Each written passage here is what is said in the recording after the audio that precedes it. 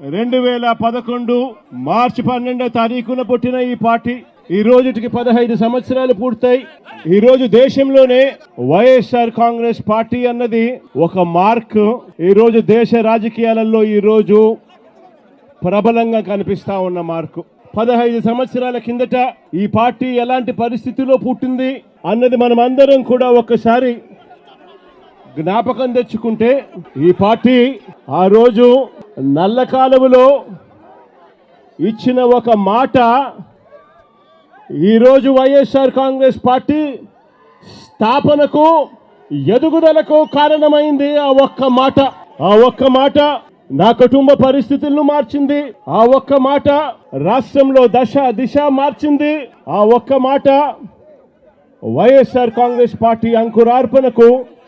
శ్రీకారం చుట్టింది విలువలతో కూడిన రాజకీయాలు